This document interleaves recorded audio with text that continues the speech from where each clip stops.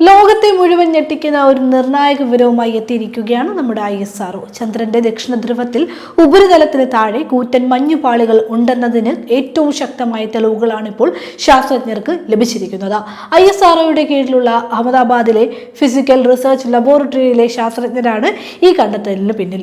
ചന്ദ്രയാൻ 2 ദൗത്യം അയച്ച അതീവ രഹസ്യ സ്വഭാവമുള്ള വിവരങ്ങൾ വിശകലനം ചെയ്തപ്പോഴാണ് ഈ വലിയ സത്യം അറിയുന്നത്. ചന്ദ്രയാൻ 2 ഭ്രമണപഥത്തിലെ dual frequency synthetic aperture radar അഥവാ DFSAR എന്ന അത്യാധുനിക മൈക്രോവേവ് ഇമേജിംഗ് ഉപകരണമാണ് ഇതിനായി ഉപയോഗിച്ചത്. ചന്ദ്രന്റെ ഉപരിതലത്തിന് താഴെയുള്ള വസ്തുക്കളെ പോലും കൃത്യമായി സ്കാൻ ചെയ്യാൻ ശേഷിയുള്ള ഒന്നാണിത്. ചന്ദ്രന്റെ ദക്ഷിണ ധ്രുവത്തിലെ സൂര്യപ്രകാശം ഒട്ടും കടക്കാത്ത കടുത്ത തണുപ്പുള്ള ഗർത്തങ്ങളിലാണ് ഈ മഞ്ഞുപാളികൾ ഉള്ളത്.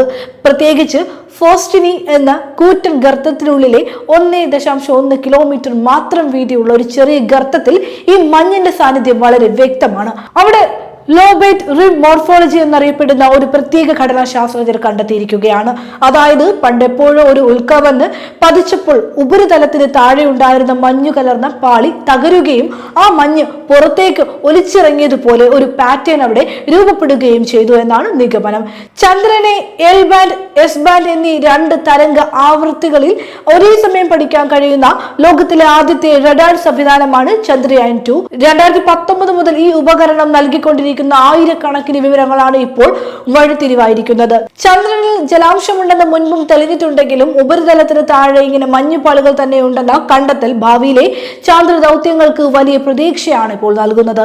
ചന്ദ്രനിൽ മനുഷ്യ കോളനികൾ സ്ഥാപിക്കാനും ജീവന്റെ സാന്നിധ്യം ഉറപ്പാക്കാനും ഇതേറെ സഹായകമാകും.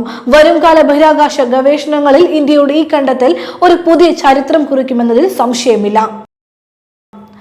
പ്രപഞ്ചത്തിന്റെ ആദിമ ഘട്ടത്തിൽ രൂപപ്പെട്ട ഒരു കൂറ്റൻ ഗാലക്സി ഘടനയെ ശാസ്ത്രലോകം ഇപ്പോൾ കണ്ടെത്തിയിരിക്കുകയാണ്. ലോകത്ത് പ്രോട്ടോ ക്ലസ്റ്റർ എന്നാണ് ഈ ഗാലക്സി കൂട്ടത്തിന് പേര് നൽകിയിരിക്കുന്നത്. ശാസ്ത്രജ്ഞർ ഇതിനെ ഗാലക്സികളുടെ ഒരു നഗരം എന്നാണ് വിശേഷിപ്പിക്കുന്നത്. ഗുരുത്വാകർഷണ ബലത്താൽ കൂടിച്ചേർന്ന് വളർന്നുകൊണ്ടിരിക്കുന്ന ഒരു ആദിമ ഗാലക്സി കൂട്ടമാണിത്. ഏകദേശം 12.6 ബില്യൺ വർഷങ്ങൾക്ക് മുൻപ് പ്രപഞ്ചം എങ്ങനെയായിരുന്നു എന്നതിലേക്കാണ് ഈ കണ്ടെത്തലിൽ വെളിച്ചം വീശുന്നത്.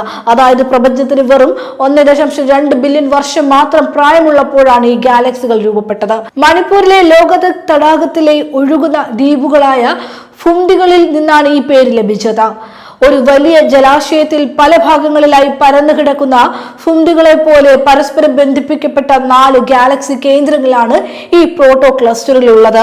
ജപ്പാനിലെ നാഷണൽ ആസ്ട്രോണമിക്കൽ ഒബ്സർവേറ്ററിയിലെ മണിപ്പൂർ സ്വദേശിയായ ഡോക്ടർ റൊണാൾഡോ ലേഷ്റാം ആണ് ഈ സുപ്രധാന പഠനത്തിന് നേതൃത്വം നൽകിയത്. മണിപ്പൂരിലെ തൗബൽ ജില്ലയിലെ ഖാംഗബോഗ് സ്വദേശിയായ അദ്ദേഹം ജപ്പാനിലെ തൊഹോക്കു സർവകലാശാലയിൽ നിന്നാണ് ജ്യോതിശാസ്ത്രത്തിൽ PhD പൂർത്തിയാക്കിയത്. 18ാം വയസ്സിൽ ഒരു ചിഹ്നഗ്രഹം കണ്ടെത്തി മുൻ രാഷ്ട്രപതി ഡോക്ടർ APJ അബ്ദുൽ കലാമിന്റെ അഭിനന്ദനങ്ങൾ ഏറ്റുവാങ്ങിയ പ്രതിഭ കൂടിയാണ് അദ്ദേഹം. മണിപ്പൂരിലെ വിദ്യാർത്ഥികൾക്കായി മണിപ്പൂർ ആസ്ട്രോണമിക്കൽ സൊസൈറ്റി സ്ഥാപിച്ചതും ഇദ്ദേഹമാണ്. മണിപ്പൂരിന്റെ സംസ്കാരത്തെയും പ്രകൃതിയെയും ആഗോള ശാസ്ത്ര ചരിത്രത്തിൽ അടയാളപ്പെടുത്തിയ ഈ കണ്ടെത്തൽ വരും തലമുറയ്ക്ക് വലിയ പ്രചോദനമാണ് നൽകുന്നത്. തങ്ങളുടെ നാടും സംസ്കാരവും ആഗോള ശാസ്ത്ര ഗവേഷണങ്ങളുടെ ഭാഗമാണെന്ന തിരിച്ചറിവ് കൂടിയാണ് ഇത് നൽകുന്നത്.